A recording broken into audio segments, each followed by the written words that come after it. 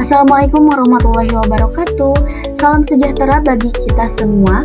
Kami mahasiswa dari Universitas Muhammad Husni Tamrin Jakarta, Fakultas Ekonomi dan Bisnis, kelompok 3 semester 6. Video ini dibuat untuk menyelesaikan salah satu tugas mata kuliah perbankan syariah dengan dosen pengampu yaitu Bapak Irwan Zulkifli SEMM. Kami dari kelompok 3 terdiri dari 3 anggota yang masing-masing bekerja sama untuk memenuhi tugas yang berjudul Implementasi Perbankan Syariah di Indonesia. Sebelum kami masuk ke materi, izinkan kami memperkenalkan diri terlebih dahulu. Yang pertama, ada Davina Adelia Wardani dengan NIM 30122-31021. Selanjutnya, ada Della Febriliana dengan NIM 30122-31022. Dan yang terakhir, ada Nada Maisha Karoma dengan NIM 30122-31314.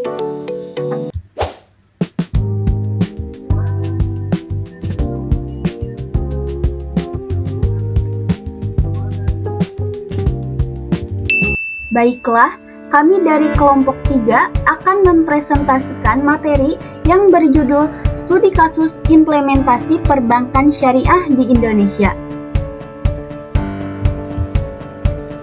Latar belakang. Perbankan syariah merupakan salah satu pilar penting dalam sistem keuangan nasional yang beroperasi berdasarkan prinsip-prinsip syariah Islam. Berbeda dengan perbankan konvensional yang menggunakan sistem bunga.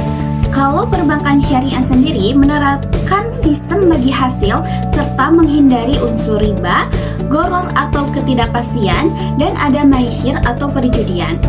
Nah, selain itu, kegiatan investasi yang dilakukan juga harus sesuai dengan prinsip syariah dan berada pada sektor-sektor yang halal serta produktif. Sebagai negara dengan jumlah penduduk muslim terbesar di dunia, Indonesia memiliki potensi yang sangat besar dalam pengembangan ekonomi dan keuangan syariah. Potensi tersebut mendorong pertumbuhan industri perbankan syariah dari tahun ke tahun. Dalam beberapa dekade terakhir ini, perkembangan perbankan syariah di Indonesia menunjukkan tren yang sangat positif. Hal ini dapat dilihat dari meningkatnya jumlah aset, bertambahnya jumlah bank umum syariah dan unit usaha syariah, serta semakin luas jaringan layanan yang menjangkau berbagai daerah di Indonesia. Perkembangan tersebut tidak lepas dari dukungan pemerintah, Bank Indonesia, dan otoritas jasa keuangan yang terus mendorong pertumbuhan industri keuangan syariah melalui berbagai regulasi dan program pengembangan. Dukungan ini membuat perbankan syariah semakin dikenal dan dipercaya oleh masyarakat sekitar. Perbankan syariah memiliki peran yang sangat penting tidak hanya sebagai alternatif layanan keuangan bagi umat muslim, tetapi juga sebagai salah satu pendukung stabilitas sistem keuangan nasional. Dengan prinsip yang berbasis pada sektor real dan sistem bagi hasil, perbankan syariah dinilai lebih mampu menciptakan keadilan ekonomi, meningkatkan inklusi keuangan, serta mendukung pertumbuhan ekonomi yang berkelanjutan. Nah, oleh karena itu, perkembangan perbankan syariah di Indonesia menjadi hal yang paling menarik untuk dikaji lebih lanjut, terutama terkait pertumbuhan, tantangan yang dihadapi, serta perbandingannya dengan perbankan konvensional dalam sistem keuangan nasional. Pembahasan.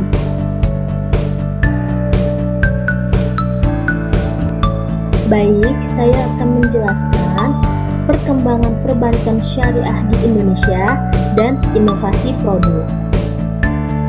Kalau kita melihat sejarahnya, perkembangan perbankan syariah di Indonesia sebenarnya dimulai pada tahun 1992 dengan berdirinya Bank Muamalat Indonesia sebagai bank syariah pertama.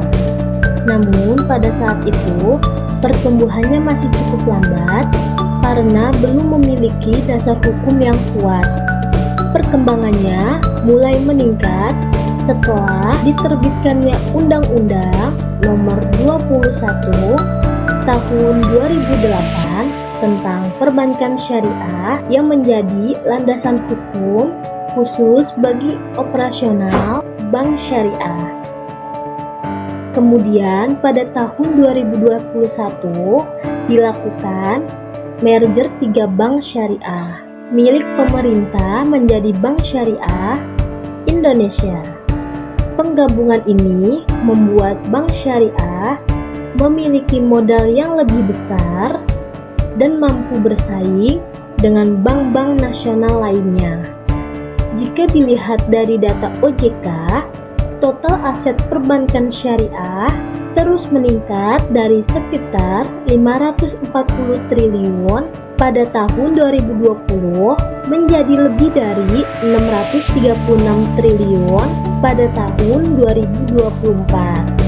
Selain aset yang meningkat, jumlah bank umum syariah, unit usaha syariah, dan jaringan kantor juga terus bertambah.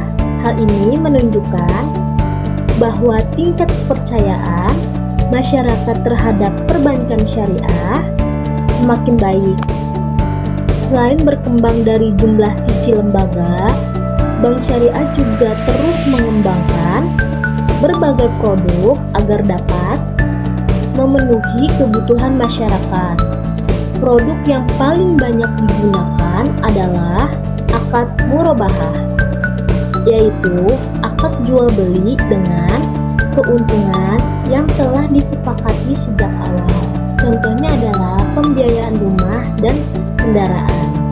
Kemudian ada akad mudharabah, yaitu kerjasama antara pemilik modal dan pengelola usaha.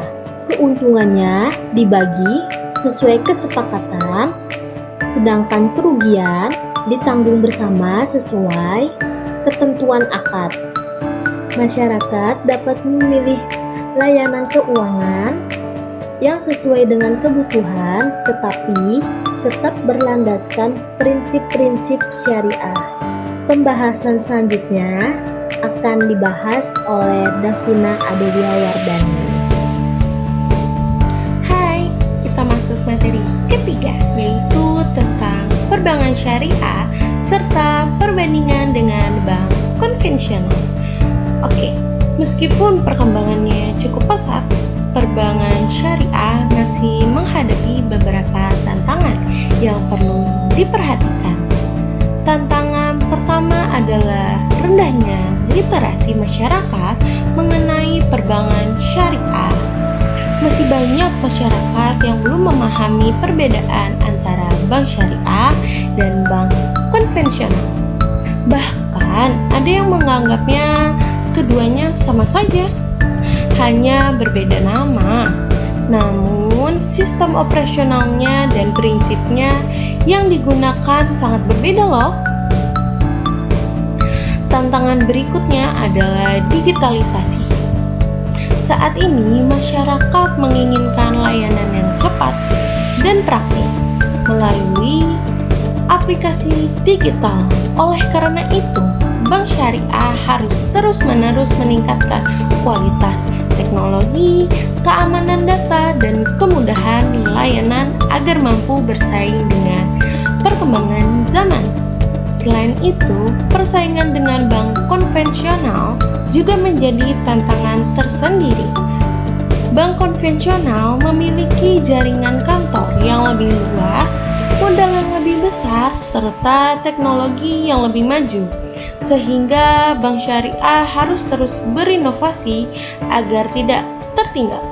Jika dibandingkan dengan bank konvensional, perbedaannya yang paling mendasar terletak pada sistem operasionalnya. Bank syariah menggunakan prinsip akad dan sistem bagi hasil, sedangkan bank konvensional menggunakan sistem bunga.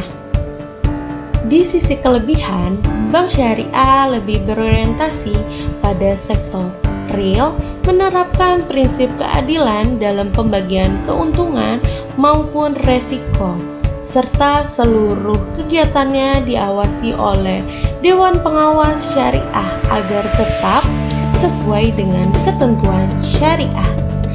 Namun demikian, bank syariah juga memiliki beberapa kekurangan seperti variasi produk yang masih terbatas, biaya operasional yang relatif lebih tinggi, serta hasil bagi yang tidak selalu tetap karena bergantung pada kinerja usaha.